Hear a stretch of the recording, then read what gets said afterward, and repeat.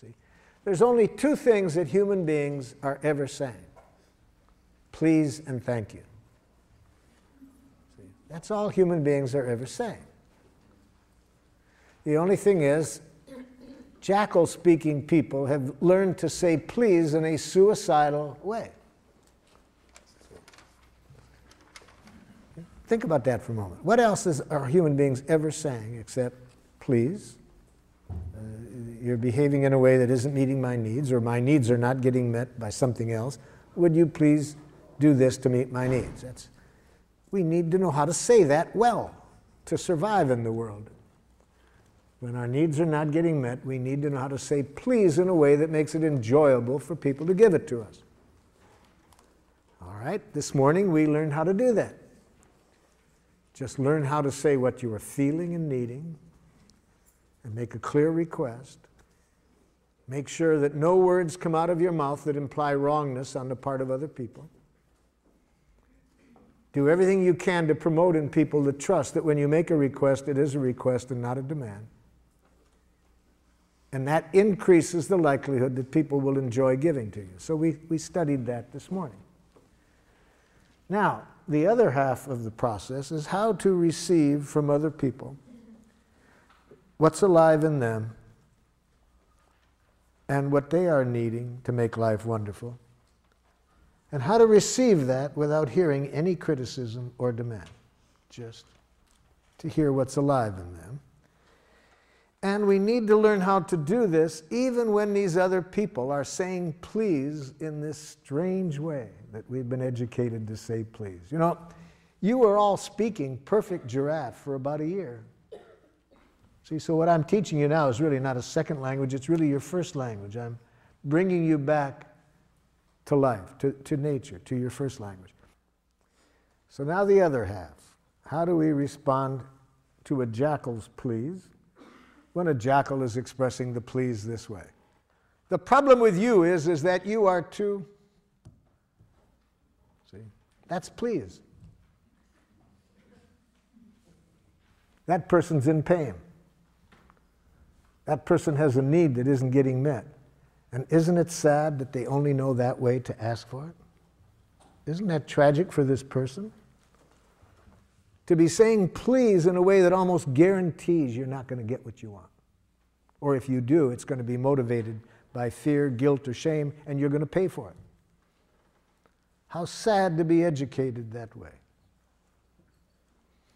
And now, of course, it would be even sadder if when the person says please that way, you don't hear the please.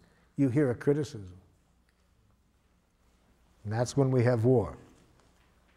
See, somebody in pain does their best to express it. Person on the other end hears a criticism. So let me tell you what the person that you were working on this morning, all of the messages that I heard you relate, that what you predict they might say back, here is what I heard the person saying. I heard the person you're speaking with saying this back to you. I'm in pain. I have a need that isn't getting met. Okay? That's what the person was saying in the message that you wrote down. I'm in pain because a need of mine isn't getting met. Now hear that. Put on giraffe ears and say this back to the person. Are you feeling? And guess what that person is feeling when they say what they did. Because you are needing. And guess what their need is. So I'm asking you to go back to the message that you predicted you might get back. I'm wanting you to imagine the person actually says this to you. And now if you have giraffe ears on, here will be your reaction. Are you feeling? Guess they're feeling. Because you are needing, guess their need. With giraffe ears, all you can hear are feelings and needs. You can hear no criticism.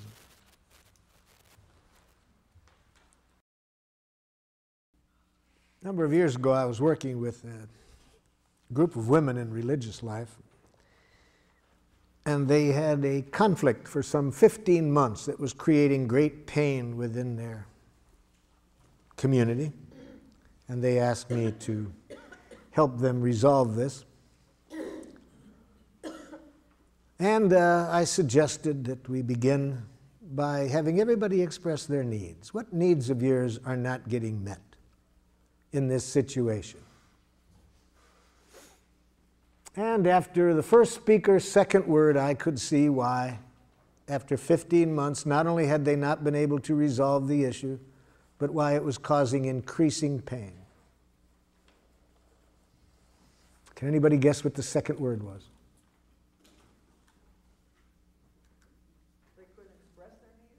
But what was the second word? First word was I. I think. Yes. That's, as soon as I heard the second word, I could see why it was. Notice my question of them was, what needs of yours are not getting met? And instead of an answer, I got, I think. Immediately I knew trouble. And here's what the rest of the message said. I think that if we are to be in religious life, we must take our commitment seriously and dress as though, dress in an appropriate way. See, I asked for a need. That's what I got back. And then another religious sister said, Sister, I agree, but I think. See, 15 months. What was the issue? The issue was whether to wear traditional clothing or not, you see. This was the issue. 15 months had not been able to resolve it. In fact, great pain in that 15 months. The community was divided. But I asked, what are you needing? And I got thoughts. Thoughts. You see. So it took me a while to teach them never to hear the thoughts. Do not hear thoughts. Only use the thoughts as a window. Look through the thoughts to the needs that are behind. Hear the needs behind. It'll be a whole different world. Don't hear thoughts. They finally got it. They finally started to look through the words, the thoughts, to what was behind. And then it was amazing how in a short time we resolved the conflict. My partner Ruth Bebermeyer was with me at the time and saw this miracle that comes whenever we hear through the words to what's behind them. I feel so sentenced by your words. I feel so judged and sent away. Before I go, I'd like to know, is that what you meant to say? Before I rise to my defense, before I speak in hurt or fear, before I build that wall of words, tell me, did I really hear? Words are windows or they're walls. They sentence us or set us free. When I speak and when I hear, let the love light shine through me. There are things I need to say, things that mean so much to me. If my words don't make me clear, will you help me to be free? If I seem to put you down, if you felt I didn't care, try to listen through my words. to the feelings that we share. Words are windows or they're walls. They sentence us or set us free. When I speak and when I hear, let the love light shine through me.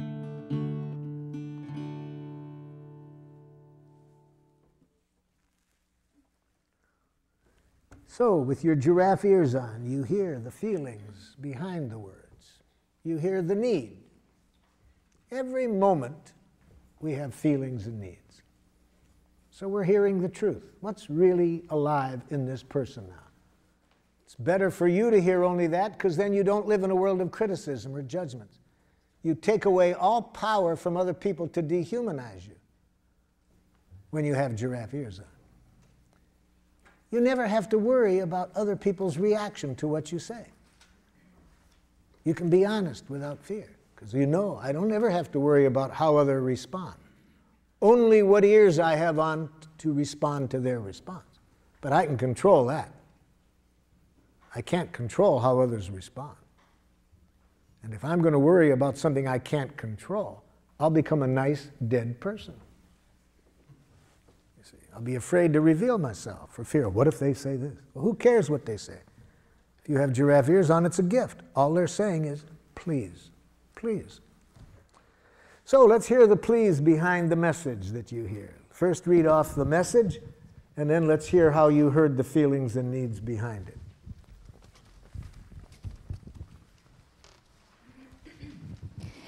What I expect my daughter would say was, I can't control myself when I'm so angry. I can't control myself when I'm so angry. And when I thought about it, I would think I could say, are you feeling frustrated because you are needing some other ways to express your anger? That's what I ask you to do, to try to hear the feelings and needs. And even if that's not accurate, notice what it does, even if it's wrong. It demonstrates a value. It demonstrates that you value what's alive in that person. That you're taking the time to try to connect with what's alive in that person. When people trust that that's what's interesting to you, already we can solve anything, you see. What makes it hard to resolve things is when people feel the other person is only interested in winning. They don't care about me. They're just out to show me that I shouldn't do this. But by just stopping and trying to connect, you've demonstrated a powerful value, that you value what's alive in her. Okay? Another one. Yes? Related to my son, are you feeling distressed, confused, because you are needing help? That's the idea. Again, even if it's not accurate, it gives notice, even if it's not accurate, it brings the other person's attention to their needs. Gives them a chance to correct it. Better to be guessing wrong what a person needs is than to hearing what they think. You'll be living in a different world when you are trying to connect with their needs than the world you'll be living in if you hear what they think. I need some help in addressing the feelings and needs behind the answer that I got back, which was one of the things that you said before lunch, which can be the most dangerous, when somebody just said, you make a request and somebody says, yes, I'll do that. Yeah. Can you help me? I mean, I could guess. I mean, what I wrote down was, are you feeling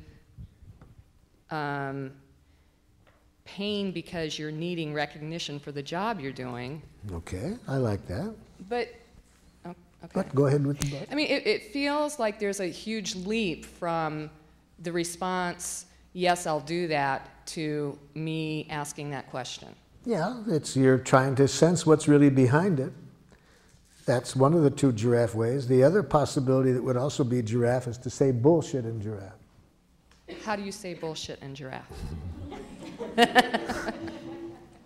I'm feeling uneasy with your okay. Okay. I wish I could trust it, but I don't. I'd really like you to take a moment and really tell me whether it would meet your needs to do as I requested. So that's when I would guess that the okay isn't okay. So that's how I would say bullshit in giraffe. Thank you. Giraffes are not nice. See, much of, I think, the violence in the world is created by nice people. So don't mistake the word nonviolence as being nice. Are you feeling abandoned? Not a feeling. It's a thought. Don't encourage jackals to think that way. Are you feeling afraid Now we're cooking. because you are needing reassurance Now we're cooking. that I will not disappear? That your needs will be taken care of. Leave yourself out of the other person's needs. They can live without you.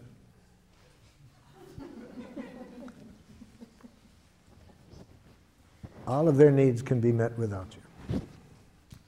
How could I satisfy your needs? Is that a good valid question? How could I satisfy your needs? That's a jackal question. If that kind of question, if the other person is smart, they'll take the Fifth Amendment.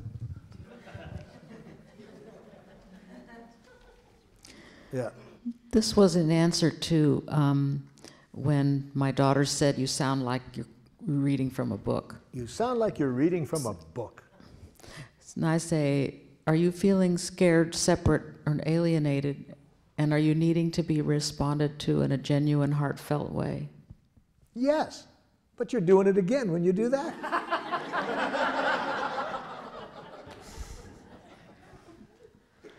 So with such a jackal for a while, until you make clear to them why you're doing it, so they will have less distrust of it, you would do just as you said, but silently.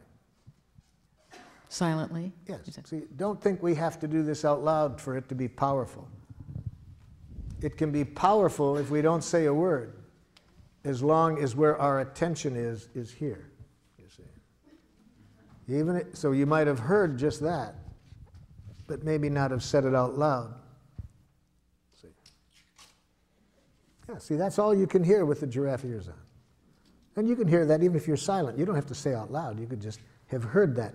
But you'll show that your attention is here from your eyes. Because when we're hearing what is in a person's heart, our eyes are different than when we're hearing a criticism or when we're making a criticism. You see? Our eyes, it's not subtle. Now, the advantage in being able to say it out loud is the person can correct us if we're not accurate. But even if we don't say it out loud, we live in a different world when we're connecting here than when we're hearing criticism. This is a, the question would be, that I would have asked would be something like, I would like you to ask me for help if you need it. Yes. And then the person responds. I am afraid of becoming a burden. No, there's it's almost a giraffe response. So how do you respond to this person? I'm afraid of becoming a burden. Now, if you're a jackal, you would say, no, you wouldn't be a burden. So if you're a jackal, you will try to reassure. See, jackals try to fix people in pain. They try to give reassurance. They try to make it better. They can't stand pain. They immediately make matters worse by trying to get rid of the pain. In the book, When Bad Things Happen to Good People, written by Rabbi Harold Kushner, he's talking about a very tragic time in his life when his oldest son is dying. And he said, what could be worse than watching my son die? What could be worse were the things that good people were telling me to make me feel better that made me feel worse. And what could be even more horrible than that? What they were doing, what they were saying that made me feel worse were exactly the things I had been saying to other people for 20 years in my role as a rabbi. See, he had been responding by trying to make it better. See? So we don't want to do that now. This is an important message. Well, I'm afraid that I'll be a burden. So put on giraffe ears. What is this person feeling and needing when they say that?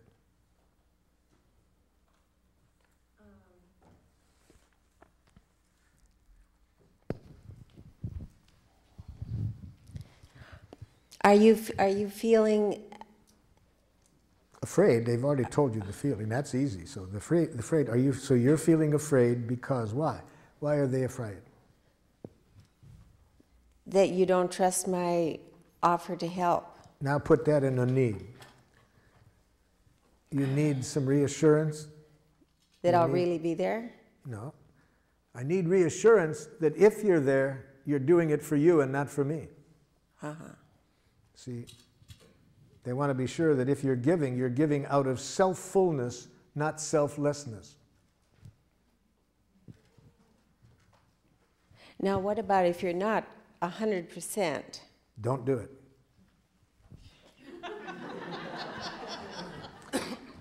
I would suggest you heed Joseph Campbell's advice when he, having studied all the basic myths of the world and the basic religions, concludes that if there's one wise thing that seems present in all the basic religions, it's this: don't do anything that isn't play. Yes, don't do anything that isn't play. And it'll be play if you're meeting your own needs. So don't do things for other people. Well, the only right way is Hold your it, way. hold it, hold it, hold it. Your ears just dropped off. Put your ears back on, because if your ears are on, you will never hear the word right. It doesn't exist. If you hear that word, it's going to be toxic. Never hear another person telling you what's right. It's not good for them, it's not good for you. Right. I understand that. Okay, so just hear feelings and needs.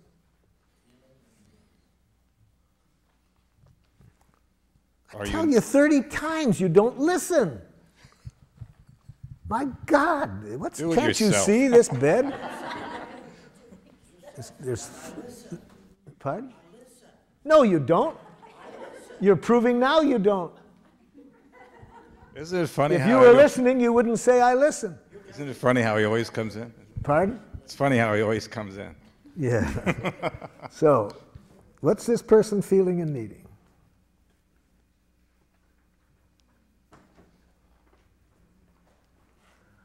Let me help you out. Want me to help you out with this, Jack? Let me put on some giraffe ears here. So, Jackal, is it that it's frustrating when you have a certain sense of order and you'd really like to have that order maintained in the house? Well, that's a part of it, but that's not the only thing. I've told him over and over again. Oh, so is it that you feel hurt because you have a need to feel like your needs matter? Yes. It's like this doesn't matter to him. He doesn't care. So what's really the pain for you in this is your need to feel like you matter, that your needs matter. Yes.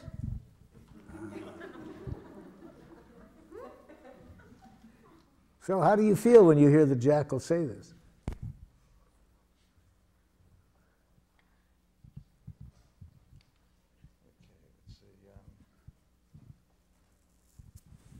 I'm feeling like I don't, well, that's not a feeling. I'm glad you're catching it. Feeling confused. Yeah? Feeling confused, primarily because I can't identify the needs that are being expressed. So you would really like to be able to hear a need like that when it's really going on? Yeah, I would like that. Yeah. You don't act like you do. Hold it, Jackal. Hold it, Jackal. That isn't going to make it easier for him, Jackal. That isn't going to make it easier. So it's really painful for you. It's hard to believe that he cares enough to really matter. Yes, because I've told him over and over, so it's really for you an issue of whether your needs matter. Yes. I'm feeling that it's not so much the beds or the dishes, though. Feeling it's something else. I'm just telling you what it is. It's the general fear I have that my needs don't matter to you. How do you feel when the jackal tells you that? Still confused. What makes you confused about this? Because I don't know how to respond to those needs. What it would take is just empathy.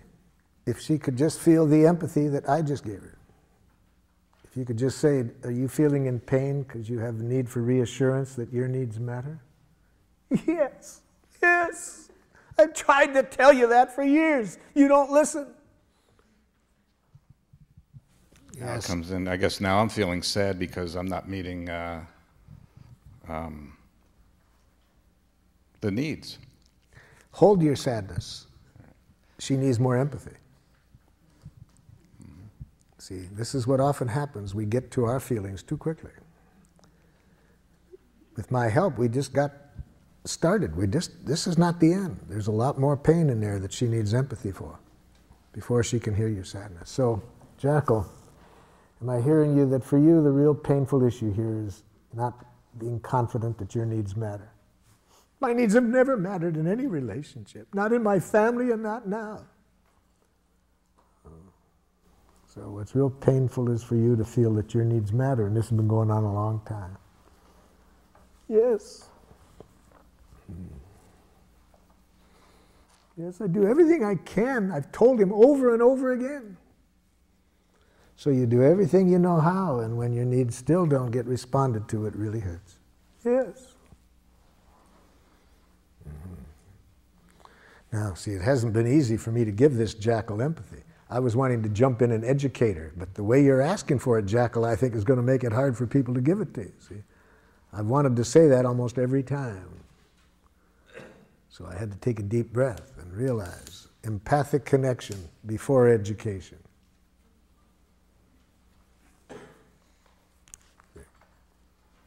Now is not the time to educate. That the way you're asking for it's going to make it pretty hard for somebody without super-powered giraffe ears to hear your needs.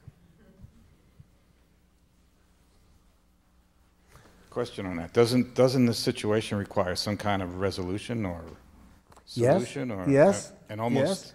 And the resolution, the solution will find us when the connection is there. Now, what connection? You see,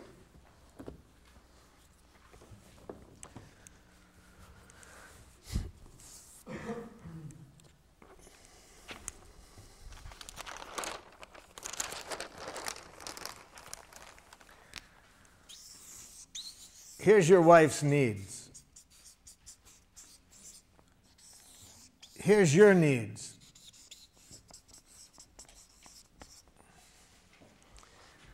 When she hears your needs without hearing any criticism or demand,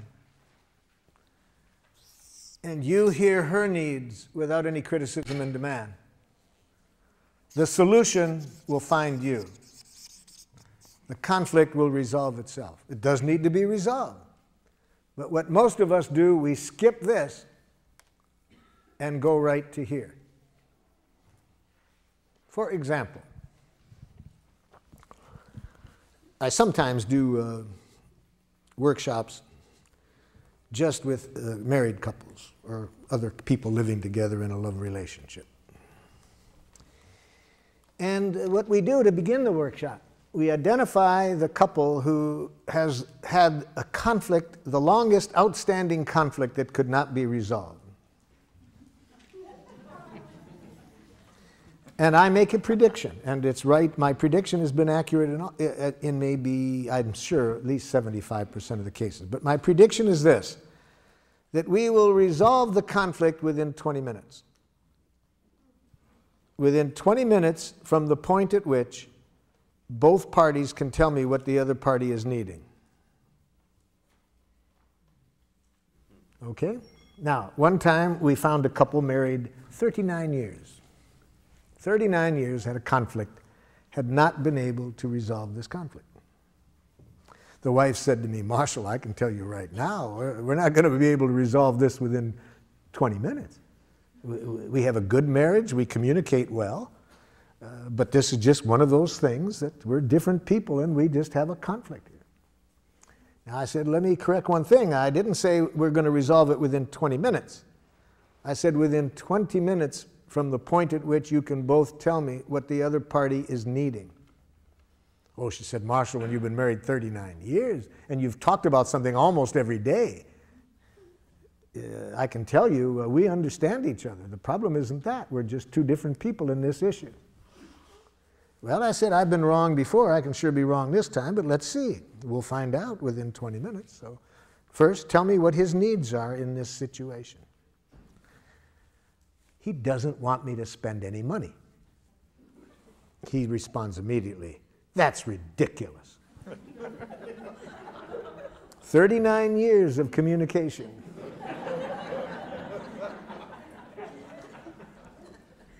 Now, first of all, doesn't want me to spend any money is not a need. See, needs and strategies need to be separated. They had been talking about how much money she could spend and not spend, but the more important issue there was whether who takes care of the checkbook. He unilaterally controlled the checkbook, which was really the main issue between them. See, but I'm saying I don't even want the couple to talk about the strategies or the solutions until the connection is there. When the connection is there, the conflicts usually resolve themselves. So I pointed out to her, no, that's not a need. And even if it was, notice he's saying that's not accurate. Well, she said, okay, let me then tell you what his needs are, Marshall. You see, he's just like his own father. They both have a depression mentality when it comes to money. I said, stop. Now I'm hearing psychoanalytic jackal. Now it's going to take another 39 years if you get into that. No, I'm not asking for an analysis of his personality. I'm saying, what are his needs? She didn't know. After 39 years, she had no awareness, consciousness of his needs. So I said to him, okay, well, she doesn't know. Why don't you tell her? Well, Marshall, let me tell you what her needs are. You see, she's a lovely woman, wonderful mother, a wonderful wife. But when it comes to money, she's totally irresponsible. Here comes another 39 years, you see. I ask for a need, and he gives me a diagnosis. And, of course, she immediately says, that's unfair. I said, hold it. So I could see they didn't have a need literacy, so I had to loan them my ears. So with giraffe ears, of course, I'm conscious that all judgment, she's totally irresponsible, is a tragic expression of an unmet need. You see? So if she would have had these ears, they would have been able to resolve this in the first year of their marriage. But she didn't. She was taking it personally.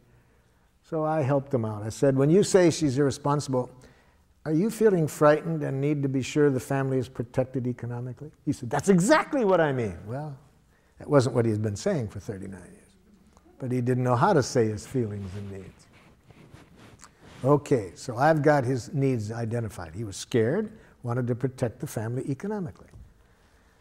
I turned to his wife and said, could you tell me back what you heard him say? But because I did, one time I overdrew the checkbook when we were, first married, now he thinks, I said, excuse me. Notice what the first word that she said was, but. See, she doesn't know the cardinal giraffe rule. Never put your butt in the face of an angry person.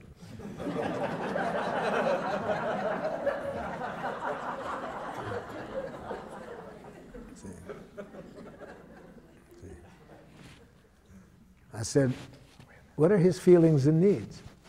But, no. What are his feelings and needs? Want me to repeat them? Yeah. I hear him saying he's scared. Well, but, no, hold it. Calm down. Hear his feelings and needs. See, but after 39 years of enemy image, it's not easy for somebody to shift these images, you see. Once we get one of these images in our mind of the other person's wrongness, even when they are expressing their needs, we don't hear it. These enemy images are hard to get past, you see. So she's been seeing him as cheap and having this depression mentality for 39 years. See? So she can't see the human being behind her image. I said, let me repeat it again. I hear him saying he's scared because he needs to protect the family economically. Can you say back? Yeah, he thinks I'm irresponsible. Let's try it again. After 3 more repetitions, finally, she could hear his needs and feelings separate from her judgments. Finally. Yes? Did you try to empathize with her at any point, or did you just keep repeating his need and try to get her to Yes. After I had tried twice to get her to hear it, I could see she was in too much pain to hear him. So I had to do what I was just demonstrating like this. Actually, I had needed to give her some emergency first aid empathy. So you did do that. Before I could pull her by the ears to get her to hear him. So if after I tried 2 times to pull the jackal by the ears, it's hard to do that because they keep trying to bite, you know, then I back off. So it really hurts when you hear criticism. Yes, yes, I mean, blah, blah, blah, blah, blah, blah. Yeah, and so you really need to be trusted. Yeah. Okay. Now I'd like to repeat what he said, and I'd like to have you tell me back what he heard. So yeah, I did have to do a little bit of cleaning up the mess before I could. See, every image that she's heard in the past, every criticism, which she'd heard for years she was irresponsible. Now it's hard for her to hear the need that was being expressed all along behind that.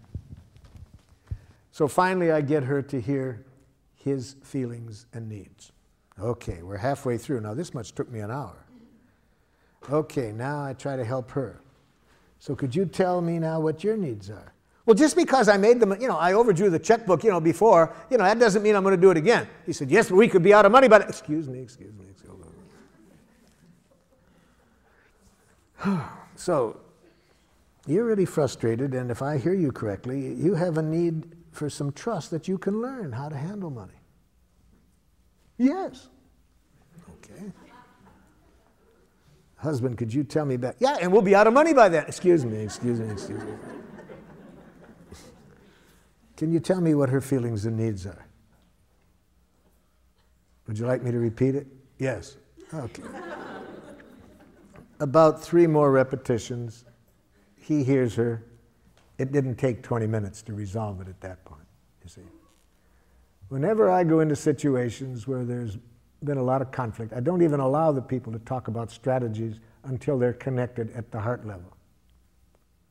I was working with 2 tribes in northern Nigeria, one Christian tribe and one Muslim tribe. 1/4 of the population killed in 1 year. 1 out of 4 people killed. Took my colleague 6 months to get them to agree to come into a room together. During that 6 months, 60 people killed. So by the time it took us to get everybody into a room together, 60 people killed. So now it's not a husband and wife I have on opposite ends of the table, but the chiefs of 2 tribes. I start the same way I did with the husband and wife. I'd like to hear you express your needs. What needs are not being met? I'm pretty much guessing ahead of time I'm not going to get an answer to my question, because if people had been communicating at the need level, there wouldn't have been 100 people dead. So I wasn't surprised when instead of getting an answer to my question, I got this back. These people are murderers! Well, you've been trying to dominate us! See, I ask for needs, I get back diagnoses. So just as with the husband and wife, I put my ears on, translate each statement into a need, get the other side to hear it. It wasn't easy. I had to do a lot of first aid empathy to get, because like when I got this person behind murderers was, so you are frightened of any use of violence to resolve conflict and want some agreement to resolve it in some other way? Yes, exactly. Okay. Could you say back what you heard? Then why did you kill my child? So it wasn't too easy. But anyway, it took about an hour again for me to get one need expressed, one need heard, one need expressed, one need heard. And one of the chiefs who hadn't spoken yet said to me, if we know how to communicate this way, we won't have to kill each other. See, it just took 1 hour to see that if they can just stay connected at the heart level, nobody has to die. There's plenty of resources for getting everybody's needs met. But we lose that when we get up into our head and start to analyze wrongness. Yes? But does this need understanding develop into a, well, sort of a, not necessarily a give and take, but where one person would give in to the other person's need? No compromising in Giraffe. Not necessary to compromise. Everybody's needs can get met. Nobody has to give in. Nobody has to give anything up. Because I agree with you, I have to say, and especially when it comes to doing things for other people, because my theory is that if I do something for someone else, that gives a person power over me. Well, Whereas if I I do would it put for it this way, myself, if you do anything that involves giving in, both people pay for it. Nothing has been resolved. It's going to create problems. So is there a needs dialogue or needs literacy you mentioned that I have understanding what they are? need literacy in my book. And if you want to develop your need literacy, I suggest you do the following activity. First, identify your most frequently used jackals, the ones you use the most, and next, the ones you're the most afraid of. Do it this way. First, on a list, make a list of how you talk to yourself when you're less than perfect. And those of you over here who said you were perfect, you'll have to skip this part of it. But for those of you who aren't perfect, make a list of how are you most likely to speak to yourself when you're less than perfect. So that's jackal list number one. Next, make a second list. What are the jackal messages that go on in you when you are angry at others? So when you're judging others and are angry, what are you most likely to be saying to yourself or out loud about the other person? So that's jackal list number two. Jackal list number three. List those things that when other people say it, at the moment you respond to defensively or aggressively. And put on that list things that you have been so afraid that people might think it of you, that you've become a nice dead person to avoid it. So in other words, put into that list not only what people have said that got you defensive, but things you're scared of they might say. Okay, now do this exercise to build your need literacy. Go back over that first list where what you say to yourself when you're less than perfect. Now, for each judgment, think of what might have been the stimulus for it. See, you've got to relate each of these to a specific context. So, say to yourself, let's say the first thing is you have on your list number one, what a dumb thing to do. Okay. Think of what you might have done to stimulate that. Okay. Then put on giraffe ears and hear the need behind stupid. See, I'm saying that all judgments are tragic expressions of unmet needs. So ask yourself, when I say that to myself in that situation, how stupid, what need am I expressing through that judgment? What need of mine isn't getting met? And here's where you can use the list in my book. If you can't come up with it yourself, just look through the list and your body will tell you when you're getting close. Really, because, yeah, that's what my need is. See, the need comes much closer to the truth than any judgment you make of yourself. So do that for every item on the list. Second, what you tell yourself when you're angry at others. Again, identify concretely what the other person might have done to stimulate this. Then ask yourself this question. When I judge people as idiots for doing that, what need of mine was not being met in that situation? Again, try to guess it without my list, but if you can't find it, look through my list to find one that comes closest. The third list, what others say to you to get you defensive. Practice putting on the giraffe ears. Imagine what you did to stimulate it. And in that situation, guess what the other person's needs were that weren't getting met. So you see, it's just learning a new language. Learning for every time there are these jackal judgments to, as quickly as possible, to bring yourself back to life. Or more specifically, connect to needs. Needs are life. Yes? My question is, I never know what to do when I know I'm never going to meet another person's, expectations of me. Yes. Well, first of all, never hear an expectation. That's thoughts. Expectations are thoughts. Don't hear it. Don't even hear expectations. hear what the need is. What is the need that the person is asking for you to meet? You don't want to live up to expectations, but it is fun to meet needs. Do you think that that human beings can always meet other people's needs if they're real? All of our needs can be met. I don't think you have to do it. There's several billion other people that could meet the other person's needs. Even if you could do it, you may choose not to. I see. And that won't be a problem. The other person can hear a no if they first feel empathy for their feelings and needs. That will leave them feeling at least that their feelings and needs matter. Right. That makes sense. Yes. But then again, you have to know how to say no in giraffe.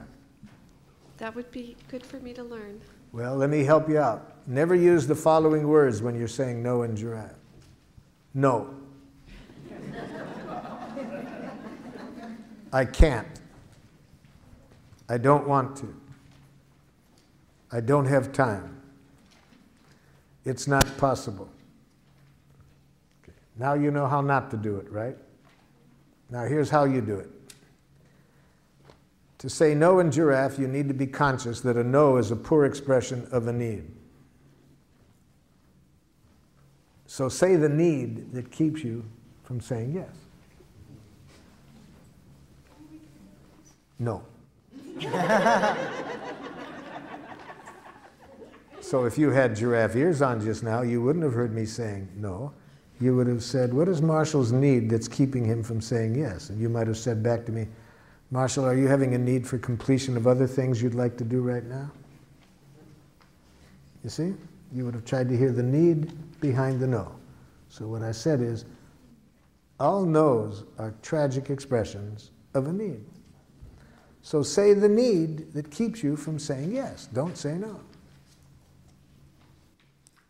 The way that I have this framed, I feel as though I am responding to a person's expectations. So it's a work environment. Are you feeling afraid of being held responsible for the quality and quantity of the work that I'm doing? And this is to a supervisor. Are you feeling scared and need to protect yourself? That might be the need that I hear you guessing. Are you feeling scared and need to protect yourself in this matter? I guess when I hear that, I feel afraid because I'm inferring that there's a danger and that they have a fear of some danger. If this is what you're guessing is alive in them, you're not saying it's right. See, we never say you are feeling. We always say, are you feeling? We may be wrong, but we're trying to get clear what's going on in this person. Are you feeling afraid and need to protect yourself? And taking the my performance part out of it. You're saying take the me out of the Yes. Just giraffe try to ears. hear the feelings and needs without you.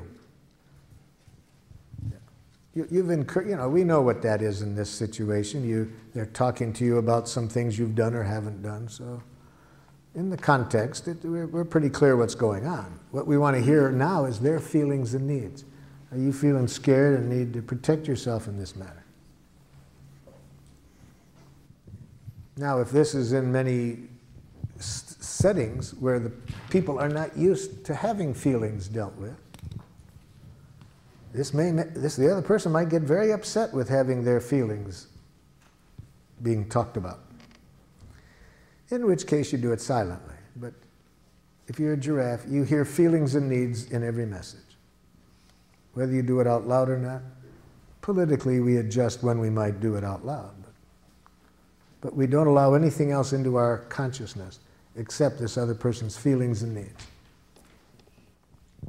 I think you said earlier that there's no compromise in giraffe communication. Yes. And so I would find it instructional to know how the problem between the husband and wife was resolved. Yes. And how it was a win-win situation for both of them. First, once there is empathy, people feel that their feelings and needs matter, which is done through the empathy. You don't have the competitiveness, you don't have the charge. So here's how it went. After they both heard each other, he heard that it would really hurt for her not to be trusted, that she could learn. And once he felt really understood how scared he was that if she were to do what she did when they first got married and overdraw the account, she could hear that he wanted to protect the family. I think most 6-year-old children could resolve the conflicts that get nations into wars in which thousands are killed if you gave the 6-year-olds, you said, look, here are the needs on both sides. Here are the resources. I'm confident most 6-year-olds could solve the conflict. So in this, it doesn't take a genius. What did it do? She said, I want a trial period to learn how to do it. First he said, I'm scared because, you know, you could go through a lot of money learning. So she agreed that during the trial period he would supervise her until he felt comfortable that she knew how to do it. Okay, that took about 7 minutes. But they hadn't been able to get to that in 39 years because of all the enemy images, the hurt, and so forth.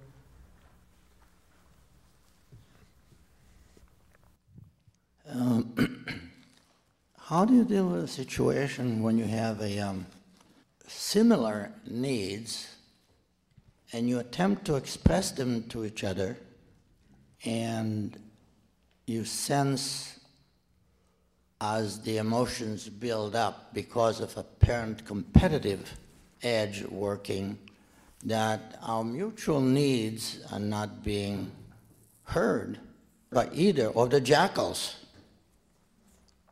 Then you either need to get a third party to give both of them the empathy they need to hear each other. So if the two people are in pain, they don't know how to give themselves enough empathy to be able to hear the other side, then you need to get a third party to give the empathy to each of them so that they can then hear each other. And that third party should be together with these two individuals or separately? There's different ways to do that. They're together, there's some advantages. But it could be that to give empathy to both sides separately and then help each side to hear the other side and then bring them together. Thank you.